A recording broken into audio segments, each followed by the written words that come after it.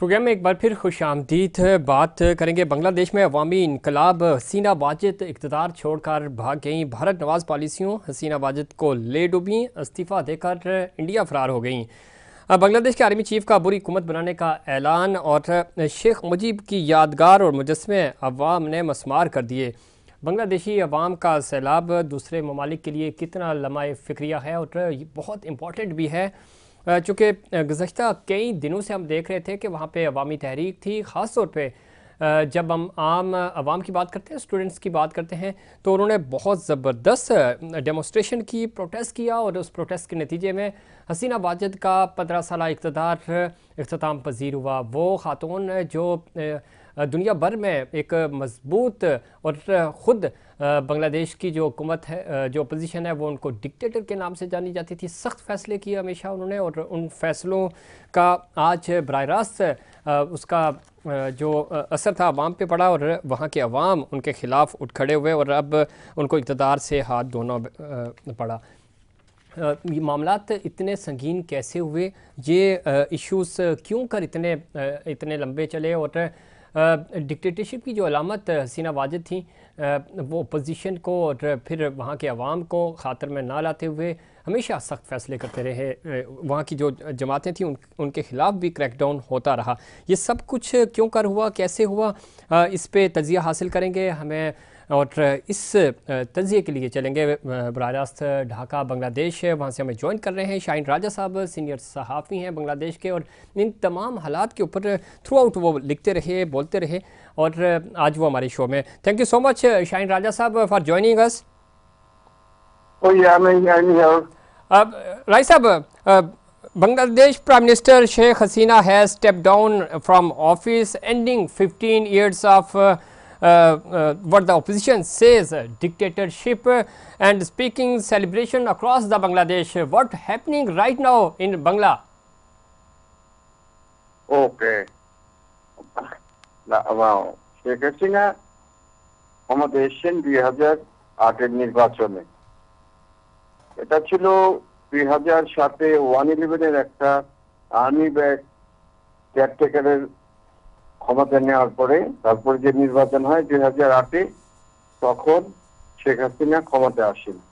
আসার পরে উনি প্রথমে নির্বাচিত হয়েই ক্ষমতায় এসেছিলেন। তারপরে 2014 সালের নির্বাচনে বিরোধী দল বাইরে ছিল। 2018 সালে সে একাই নির্বাচন করেছে এবং 2024 সালেও একই। তবে 2018 সালে প্রধান বিরোধী দল বিএনপি নির্বাচনে অংশ নিয়েছিল, কিন্তু তারা মাত্র 7টা সিট পেয়েছিল। সুতরাং তারা আর আওয়ামী লীগকে বিশ্বাস করেনি। বিশ্বাস না করে তারপরে এই কারণেই তারা আর 2024 সালে নির্বাচনে অংশ নেয়নি। এর মধ্যে নানা ক্ষোভ ছিল, তার মানে এখানে কোনো গণতন্ত্র একসময় আস্তে আস্তে আস্তে কর্পূরের মতো উড়ে যায়, এখানে আর কোনো গণতন্ত্র অবশিষ্ট ছিল না। এই 2013 সালে মুক্তিযুদ্ধের সন্তানদের জন্য 30% কোটা চালু করেন। 2013 সালেই ছাত্ররা এর বিরুদ্ধে নামেন, রাস্তায় নামেন, মানববন্ধন করেন, স্লোগান দেন, মিছিল দেন, ভাঙচুর করেন। তারপর ওই সময়টা ওটা বন্ধ হয়ে যায়, বলে যে পরবর্তীতে এটা বাদ করা হবে। তারপর আবার 2018 সালে এটা চালু করে। 2018 সালে চালু করার পর আবারও ভাঙচুর হয়। ভাঙচুর হওয়ার পরে একটা ক্যাবিনেট ডিসিশনে এটাকে রহিত করা হয়। তখন এই কোটা হলো গিয়া মেধা কোটার মধ্যে মোট 100 ভাগের মধ্যে 56% হলো কোটা, তার মধ্যে 30% হলো মুক্তিযোদ্ধার ছেলে মেয়ে এবং নাতি নাতনি, এবং যতদিন পর্যন্ত এরা বেঁচে থাকবে, যতদিন বাংলাদেশ থাকবে, ততদিন এরা 30% কোটা ভোগ করবে। বাকি 10% ছিল নারীদের কোটা, 10% জেলা কোটা, 5% হলো গিয়ে ক্ষুদ্র নৃগোষ্ঠী এথনিক গ্রুপ। দেখা যায় যে বাংলাদেশ একটা গরিব দেশ, তৃতীয় বিশ্বের একটা দেশ। এখানে যদি 56% কোটায় চলে যায়, তাহলে চাকরি মেধা যারা বিভিন্ন বিশ্ববিদ্যালয়তে পাশ করবে তাদের চাকরি ক্রাইসিস দেখা দিবে। এই জন্য তারা ক্ষুব্ধ হয়ে ওঠে এবং আমাদের এখানে চাকরির সুযোগও কম, এই জন্য প্রাইভেট সেক্টরও চাকরির অবস্থা খুবই ভালো না। এই জন্য সবাই এই কারণ এর বিরোধিতা করতে করতে এটা এক সময় 2018 সালের হাইকোর্টে একটা মুক্তিযুদ্ধ ওদের এক ছেলেটা রিট করলে হাইকোর্ট 5ই জুন আবার কোটা পুনর্চালু করে। Mr. Shaheen Raja, please tell us about the world largest serving female head of government, Hasina, 76 years, the daughter of Bangladesh founding father. What the happening behind that scenario? Why was Hasina unpopular? And all across the country, she was first elected as Prime Minister in 1996 and again 2009, serving a total 20 years in office. So why was Hasina unpopular? Hasina unpopular হওয়ার কারণে প্রথম কথা হলো যে এখানে কোনো নির্বাচনী ব্যবস্থা ছিল না। নির্বাচন ব্যবস্থা পুরোটা তার নিয়ন্ত্রণে নিয়ে যায়। তার নির্বাচন কমিশন তার কথা চলে, প্রশাসন তার কথা চলে, মানুষ এখানে গণতন্ত্র একদম হাসিনার নিয়ন্ত্রণে চলে যায়। অলমোস্ট এটাকে স্বৈরাচার বা অটোক্রেট বলা চলে। তারপরে যিনি হাসিনার আশেপাশের লোকজন এত কারাপশন করে, এত দুর্নীতি করে, হাজার হাজার কোটি টাকা দুর্নীতি করে, এটার প্রতি মানুষ আস্তে আস্তে বিক্ষুব্ধ হয়। প্রশাসনের লোকেরা দুর্নীতি করে, মানুষের ক্রয় ক্ষমতার ক্রয় ক্ষমতার বাইরে চলে যায় সবকিছু। চাল ডাল নিত্য প্রয়োজনীয় জিনিস সব ক্রয় ক্ষমতার বাইরে চলে। ইলেকট্রিসিটির বিল অনেক অনেক বেশি হয়ে যায়। এটি মানুষের যখন দুর্বিষহ হয়ে ওঠে এবং কখনই এটা হাসিনা সবসময় এই কারাপশন লোকদের ইনডেমনিটি দিয়েছে। বিদ্যুতের যে এই যে চুরি, এটাকে ইনডেমনিটি দিয়েছে।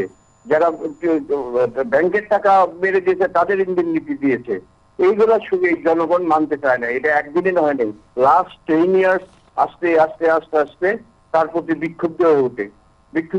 পরে আবার যখন কোটা আন্দোলন করার পরে ছাত্রদের সাথে সমস্ত বিক্ষুব্ধতা ক্ষোভ একত্রিত হয় সাধারণ মানুষের, এবং ছাত্ররা আজকে যে সফল হয়েছে, সাধারণ মানুষ আপামর জনগণ ছাত্রদের পাশে এসে দাঁড়ায়।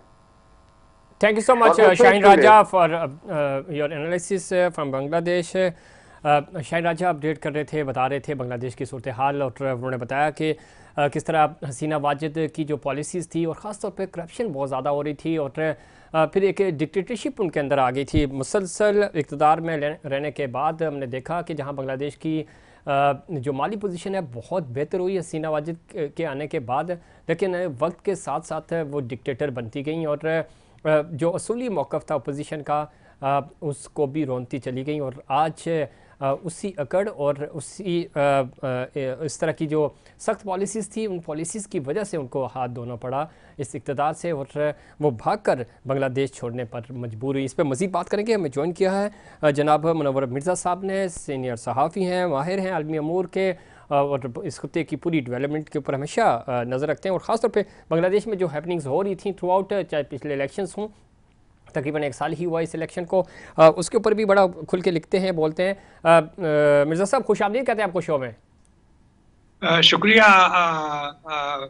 क्या कहते हैं अपने रफ़ी साहब, आपको वीडियो आ रही है मेरी? जी जी बिल्कुल आ रही है। मिसाल किस तरह देखते हैं, चूँकि उम्मीद नहीं की जा रही थी कि ये सब कुछ इतनी जल्दी हो जाएगा, गो के पिछले जो इलेक्शंस हुए, इलेक्शंस पाकिस्तान में और वहाँ सिमिलर ही थे, लेकिन एक्सपेक्ट नहीं किया जा रहा था कि फौरी तौर पे इस तरह का रद्द-ए-अमल आएगा, इतना शदीद रद्द-ए-अमल आएगा, और हसीना वाजिद को इस तरह बांग्लादेश छोड़ना पड़ेगा। ये हुआ क्या है? और ये इतना ज़बरदस्त इक़्तिदार था और बड़ी मजबूत खातून डिक्टेटर समझी जाती थी, इकॉनमी भी बेहतर की हुई थी। कहाँ गलती हुई, क्या हुआ कि ये सब कुछ देखना पड़ा आज हसीना वाजिद को?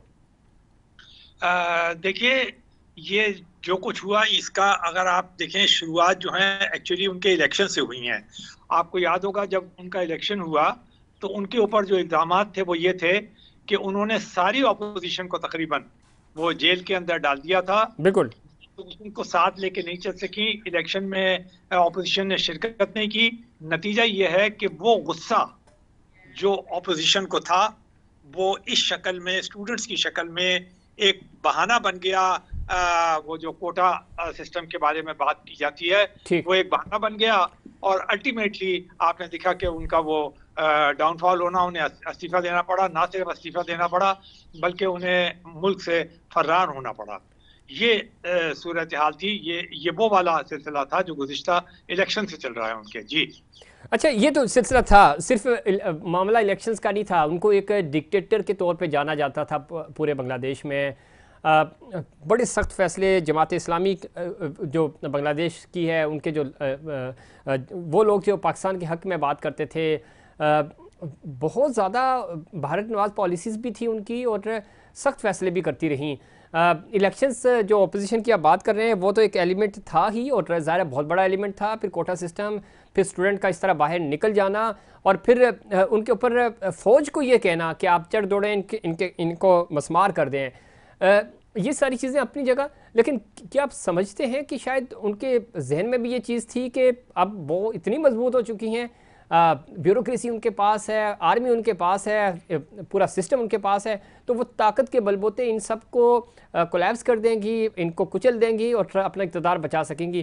क्यों वो खातून जो दुनिया की बेहतरीन, और ज़ाहिर 20 साल उन्होंने गुजारे, तो वो ये छोटा सा एलिमेंट या ये नुक्ता नहीं समझ पाई, और उनकी हमाकत थी या उनके मशीर जो थे उन तक सही तरह चीज़ें पहुँचा नहीं रहे थे? ये बात एक तरह से कही जा सकती है कि जो लोग बहुत ज़्यादा अरसे तक रूल करते हैं, जिनको 15 साल या 20 साल, ये एक तरह से उनके लिए सबक है। आपने देखा होगा, मैं यहाँ पे ब्रिटेन में हूँ जी, आप मालूम है कि जो कंजर्वेटिव हुकूमत है उसका एक बहुत लंबा स्पेल रहा, 14 साल उन्होंने हुक्मरानी की।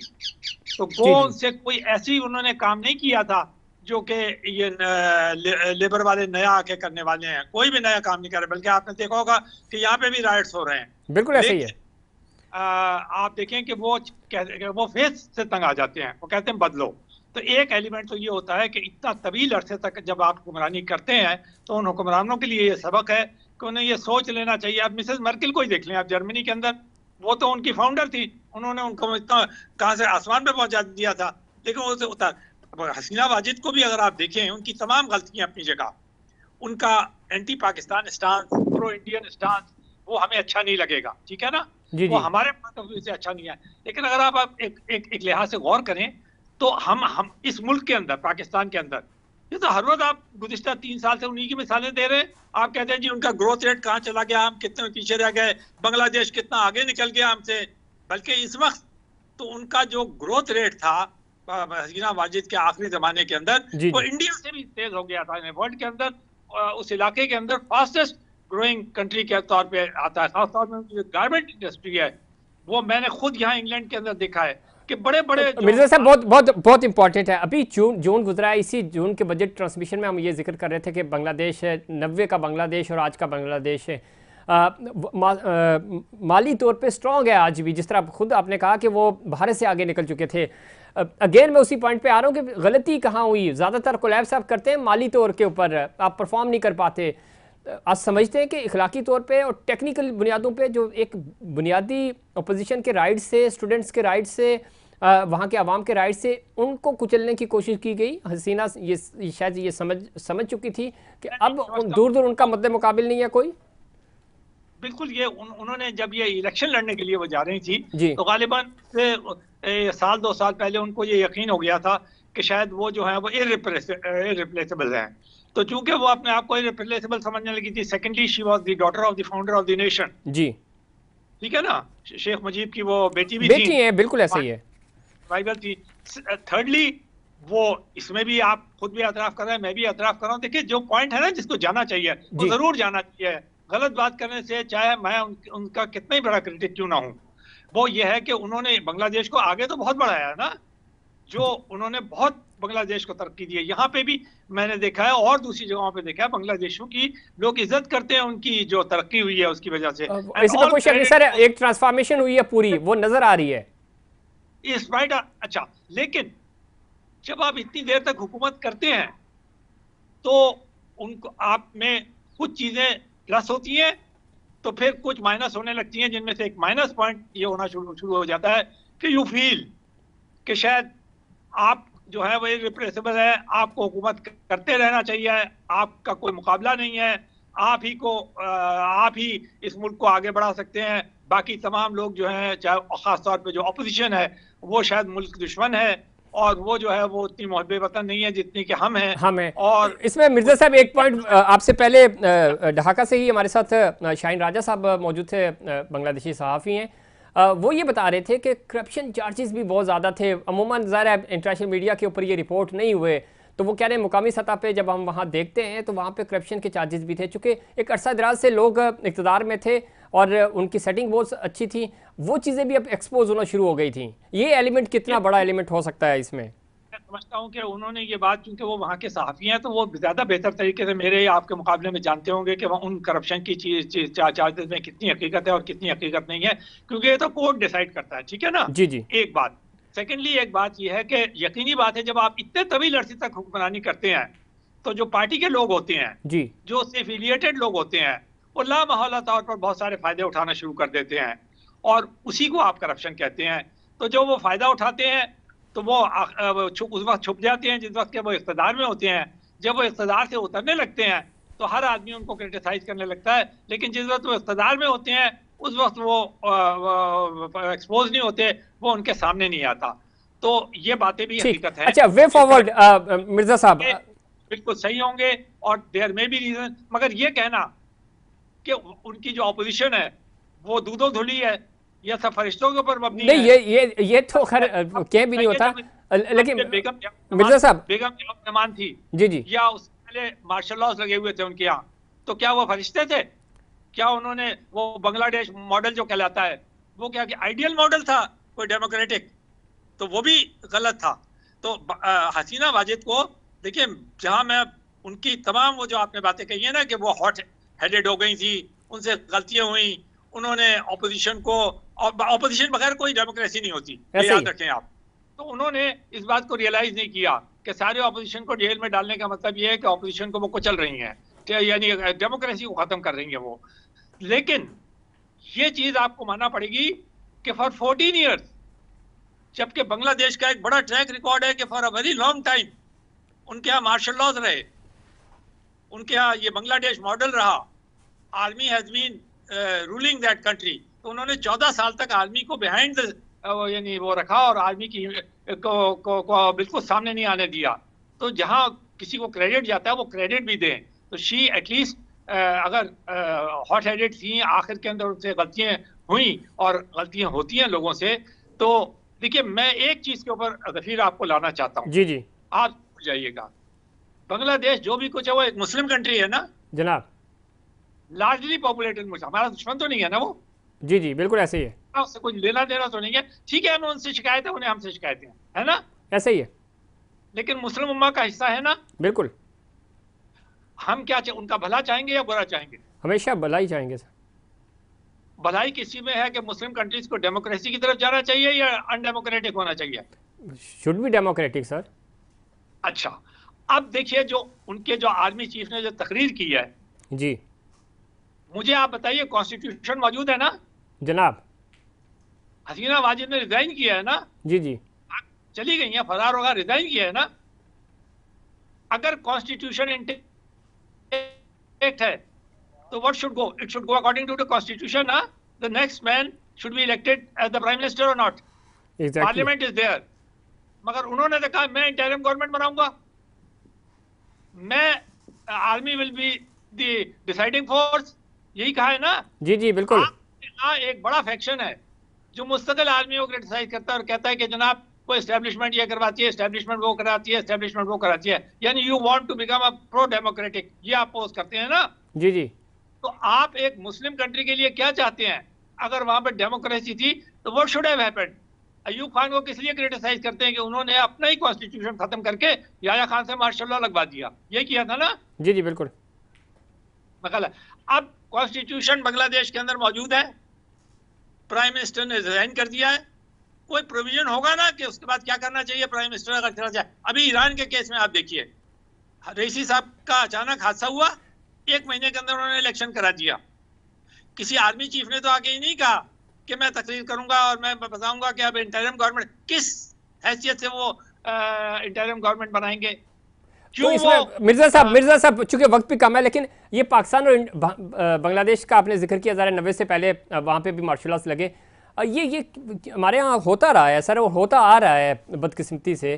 तो ये चीज़ें ईरान की आप मिसाल दे रहे हैं, वहाँ पे बड़ा ज़बरदस्त सिस्टम है, ज़रा उन्होंने चुनाव किया, अपना न्यास। बताइए हमारे यहाँ अगर ये होता रहा है तो अच्छा हुआ है? नहीं, कौन कह रहा अच्छा हुआ है? कोई नहीं कहता अच्छा हुआ है, लेकिन मैं बदकिस्मती जी जी, अगर बांग्लादेश में कोई सिस्टम आए तो वो अकॉर्डिंग टू कॉन्स्टिट्यूशन जाए ना। एग्जैक्टली होना चाहिए। बिल्कुल। ये मैं देखिए, मैं इस पॉइंट ऑफ व्यू से लेता हूं। मैं कहता हूं बिल्कुल हसीना वाजिद गलत थी, उन्होंने ऑपोजिशन के साथ जो किया वो बिल्कुल गलत मिर्जा किया। साहब आप बात ठीक कह रहे हैं। मैं थोड़ा सा आगे बढ़ना चाह रहा हूँ कि ये तो ज़रा वो वहाँ हो चुका है, और आर्मी ने ज़रा कह दिया, आर्मी चीफ ने कि बुरी हुकूमत बनाने का ऐलान भी कर दिया है। आगे क्या नज़र आ रहा है आपको? वे फॉरवर्ड क्या नज़र आ रहा है? अब हुकूमत कौन संभालेगा, कैसे बनेगी? बुरी हुकूमत के बाद उसने नए इलेक्शंस में जाना है या यहीं से सेटअप बनेगा? इसको किस तरह देखते हैं आप? देखिए, अब ये तो अब आर्मी को डिसाइड करना पड़ेगा कि वो कौन सा प्रोसेस इख्तियार करता है। जो नॉर्मल प्रोसेस देखने में आया वो ये होता है कि अगर आपने कॉन्स्टिट्यूशन एब्रोगेट कर दिया जी, तो फिर तो क्या आपके पास वो रह जाएगा ऑल्टरनेटिव? आपके पास एक ही ऑल्टरनेटिव रह जाएगा कि आपको आर्मी ही टेक ओवर करेगी, ठीक है ना? ठीक है। फिर वही डिसाइड करेगी कि इंटरिम गवर्नमेंट किस किस्म की बने या उसके अंडर गवर्नमेंट बने। अगर वो बैकग्राउंड में रहती है, वो इंटरिम गवर्नमेंट लेके आती है, तो ये चीज देखिए, ये चीज बड़ी इंपॉर्टेंट है। हम लोग इसके ऊपर जरा भी गौर नहीं करते जी, क्योंकि हम लोग कॉन्स्टिट्यूशनलिस्ट नहीं है। सवाल यह है कि उस इंटरिम गवर्नमेंट को फोर्स कहां से मिलेगी, पावर कहां से मिलेगी, एनर्जी कहां से मिलेगी, उसको लीगल सपोर्ट कौन सा मिलेगा? अगर आर्मी चीफ ने कह दिया मैंने इंटरिम गवर्नमेंट लगा दी है जी, तो मुझे आप बताइए क्या उसको क्या कोई कॉन्स्टिट्यूशनल राइट हो जाएगा? उसे दुनिया क्यों तस्लीम करेगी? होगा तस्लीम करेगा उसे? सर, होगा तो नहीं, लेकिन दुनिया करती भी तो है ना, फिर ये होता भी तो रहा है। लेकिन फिर वो एक झमघटा चलेगा ना कि वो यूरोपियन इकोनॉमिक कम्युनिटी कुछ कहने लगेगी, वो अमेरिका कुछ कहने लगेगा, वो फलाना कुछ कहने लगेगा। तो बेहतर तरीकाकार ये होता कि वो रिजाइन कर गई थी, सारे ऑपोजिशन के जो लीडर्स थे उनको जेल से बाहर निकाला जाता, उनको और जो गवर्नमेंट के लोग हैं उनको बिठाया जाता। मिर्जा साहब, मैं यही जानना चाहता कि ये हो भी तो सकता है ना, चूंकि अब माहौल बनेगा। ज़रा आज ही उन्होंने रिजाइन किया, वो चली गई हैं, हो सकता है नई बुरी हुकूमत जो आ रही है वो ऐलान करे कि भाई आम माफी जो सियासी कैदी हैं उनको बाहर निकालें और आए सिस्टम में। ये तो उसी हालत में मुमकिन है जबकि कॉन्स्टिट्यूशन को आप इंटैक्ट रखेंगे, ठीक है ना? जी जी, तभी मुमकिन होगा ना। ये बिल्कुल ऐसा ही है। किस चीज से ताकत मिलेगी, को क्या चीज है जो उन्हें देगी वो? ये तो अभी तो ये हुआ है कि आपने एक तरह का इनकलाब टाइप की चीज आ गई है। लोग आए हैं, उन्होंने ओवरथ्रो कर दिया है हुकूमत को, यानी ओवरथ्रो करने से मुराद ये को रिजाइन कर दिया है। लेकिन एक अच्छी बात ये हुई है कि the prime minister has resigned, she hasn't left said that or neither the army chief has said that the constitution has been abrogated. तो मेरी दुआ ये है कि वो कॉन्स्टिट्यूशन जो है, ऑपोजिशन के लीडर्स बाहर निकलें, ऑपोजिशन भी बैठ जाए। उन्होंने कहा जी अवामी लीग, मैं अब ये वो बेहतर जानते होंगे कि व्हाट इज द सिचुएशन। मैं और आप तो नहीं जानते ना। नहीं जानते, लेकिन एक चीज तो बेहतर हुई ना सर, हालात जिस तरह के थे, ज़रा लोग मर रहे थे, आर्मी ने टेक ओवर किया चीजों को, और एक को भी नहीं मानना चाहिए, ठीक है। लेकिन मैं ये कह रहा हूँ कि चीज़ें बेहतर होनी चाहिए ताकि एक बहुत अच्छी बांग्लादेश की डेवलपमेंट हो चुकी है, तो वो मामला आगे बढ़ने चाहिए। हम तो दुआगो हैं उनके लिए। ऐड करना चाहता हूँ, प्लीज वक्त खत्म है सर, आप प्लीज हुए थे ना, जल्दी। 90 के वाकयात हुए थे जी जी, तो हमारी फौज ने किसी एक पे भी गोली नहीं चलाई है ना। जी जी, उनको बड़ा क्रिटिसाइज किया गया कि जी क्यों उन्होंने डिफेंड नहीं किया आर्मी इंस्टॉलेशंस को, है ना? बिल्कुल कर सकते थे, क्यों अंदर घुसने दिया? आज आपको पता चल रहा है कि अगर गोली चलाने का नुकसान कितना होता है, चाहे वो पुलिस चलाए चाहे वो फौज चलाए, कितना नुकसान होता है, वो इररिपेयरेबल हो जाता है। गोली सर, नहीं चलाने। वो कहते हैं टैंक आगे बढ़े या पीछे हटे, अवाम तो अपने ही है ना, तो फिर ज़ाहिर नुकसान तो अपना ही होता है। यहाँ तो एक उसका एक फायदा ये हो जाता है कि देखिए हमारा जो सिस्टम था जी, वो डिरेक्ट नहीं होने पाया। डीरेल नहीं होना चाहिए। बहुत शुक्रिया मुनव्वर मिर्ज़ा साहब, आप अपडेट कर रहे थे, तज़किया दे रहे थे, इनफैक्ट बता रहे थे बांग्लादेश की सूरत हाल के ऊपर बहुत ज़्यादा कॉम्प्लिकेशंस हैं भी और नहीं भी हैं, चीज़ें बेहतरी की तरफ अब जा रही हैं। ज़रा बुरी हुकूमत बनाने का ऐलान कर दिया गया, बुरी हुकूमत आप देखते हैं कि अपोजिशन को और बाकी जो लोग हैं उनको कैसे टैकल करते हैं और हालात किस तरफ जाते हैं, इस पर हमने कोशिश की बांग्लादेश से भी पॉइंट ऑफ व्यू लेने की और मुनव्वर मिर्ज़ा साहब का तज़किया भी अब तक पहुँचाया। ये था हमारा आज का प्रोग्राम। उम्मीद करता हूँ दीगर प्रोग्राम्स की तरह आज का प्रोग्राम भी आपको पसंद आएगा। मुझे और इनसाइड पाकिस्तान की पूरी टीम को दीजिए इजाज़त। अल्लाह निगहबान।